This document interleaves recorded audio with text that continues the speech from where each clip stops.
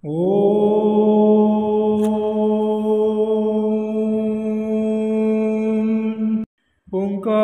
बिंदु संयुक्तं नित्यं ध्यायन्ति योगिनां कामदं मोक्षदं तुभ्यं ओंकाराय नमो नमः।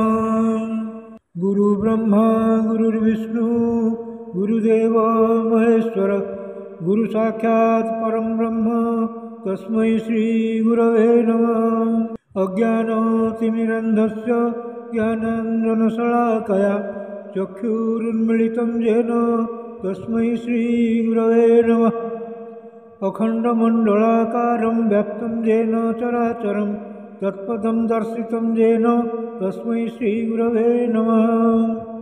ध्यानमूलं गुरोर्मूर्तिः पूजामूलं गुरोर्पदं मन्त्रमूलं गुरोर्वाक्यं मोक्षमूलं गुरोर्कृपा।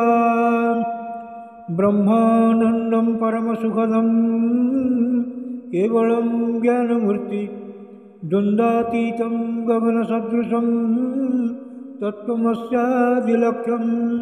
एकं नित्यं विमलमचलं सर्वधी साक्षीभूतं भावातीतं त्रिगुणरहितं सद्गुरुं तं नमामि।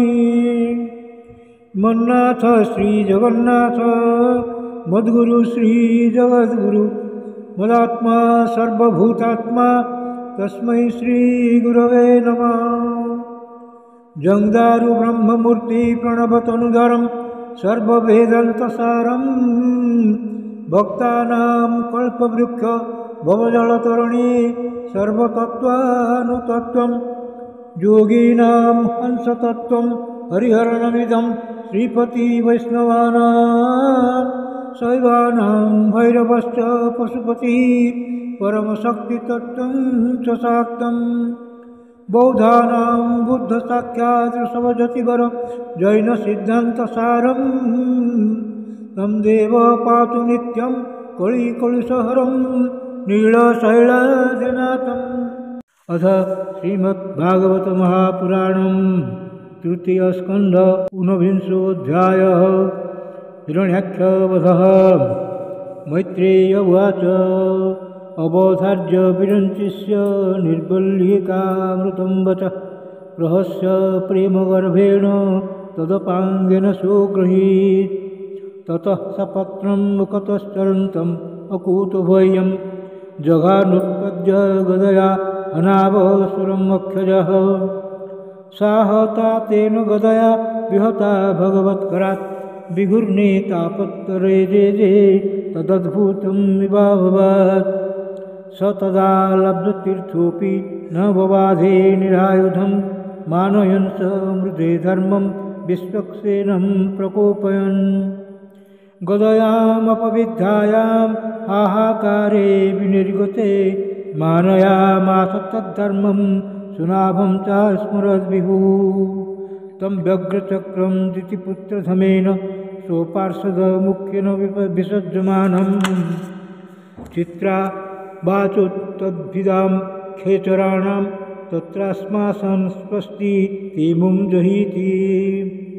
स तं निशाम्यत्तरथाङ्गमग्रतो व्यवस्थितं पद्मपलाशलोचनं विलोक्य चामर्श परिप्लुतेन्द्रियो वृषासदन्तच्छदमादसत्स्वं।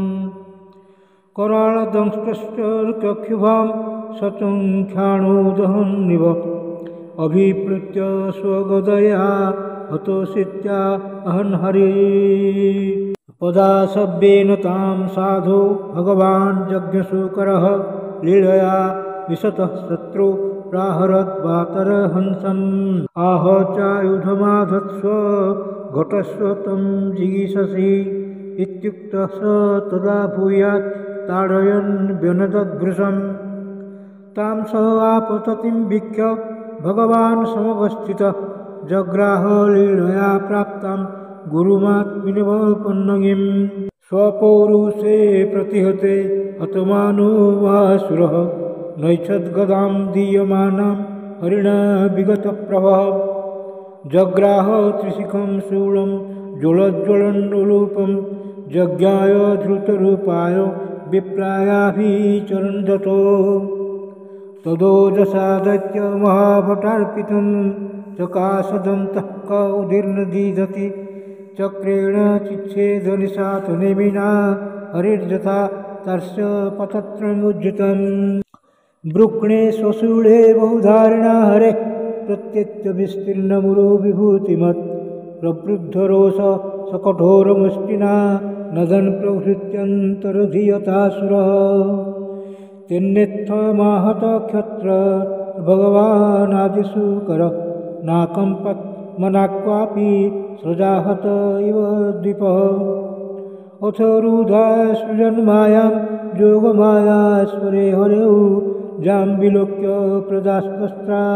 मीनिरेष्योपसंयमम् प्रभुभूर्वायवश्चण्डाः स्तमःपांसवमैरयन् दिग्भ्यो निपेतुर्ग्रावाण क्षेपणैः प्रहिता इव दौर्नष्टभगणाभ्रौघैः सवित्युत्स्तनयुत्मनिभिः वर्षद्भिः पूयकेशाश्रु विण्मुत्रास्तिनिचासकृत् गिरयः प्रत्यदृश्यन्त नानायुधमुचो नघ दिग्बाससो जातुधान्य सुलिन्यो मुक्तमूर्धजाः बहुभिः दक्षरोख्योभिः पत्यस्तरथपुञ्जरैः आततायैभिरुत्सृष्टा हिंस्रावाचो तु वैश्वदा प्रादुष्कृतानां मायानाम् असुरीणां विनाशयत् सुदर्शनास्त्रं भगवान्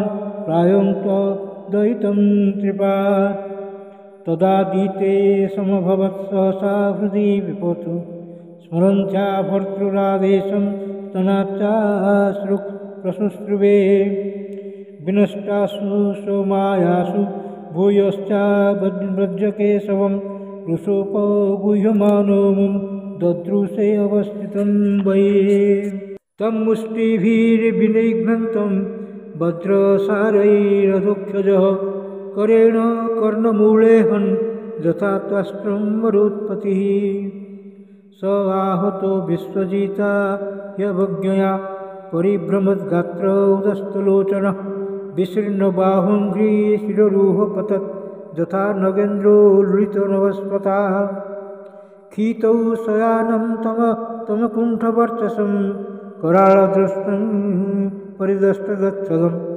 अजादयो वीक्ष्य सशंसुरागता अहो इमां को नु लभेत संस्थितिं जं योगिन योगसमाधिनारहो जायन्ति लिङ्गात् असतो मुमुख्यया तस्यैष दैत्यवृषभः पदाहतो मुखं प्रपश्यन् स्तनुमुत्ससर्जस एतौ तौ पार्षदावस्य शापाजदावसद्गतिं पुनः कतिपयस्थानं प्रपत्स्यते जन्मभिः देवा ऊचुः नमो नमस्ते अखिलजगत्तन्तवे स्थितौ गृहीता मलसप्तमूर्तये दृष्ट्या हतोऽयं जगदामरुन्तुदस्त्वत्पादभक्त्या वयमेष निवृत्ताः मैत्रेय उवाच एवं हिरण्याख्यम् असह्य विक्रमं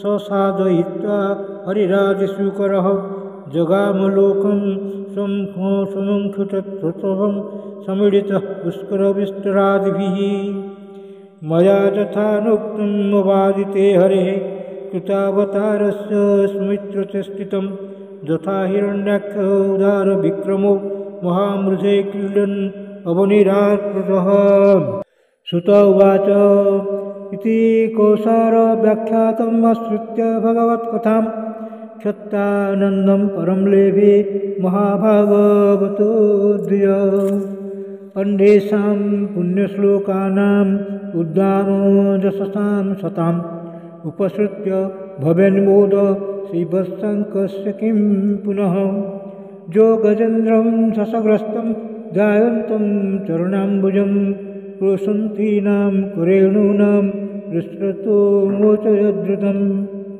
तं सुखाराध्यं मृजुभिः नरनन्यशरणैर्नृभिः कृतज्ञः को न सेवेत दुराराध्यम् असाधुभिः।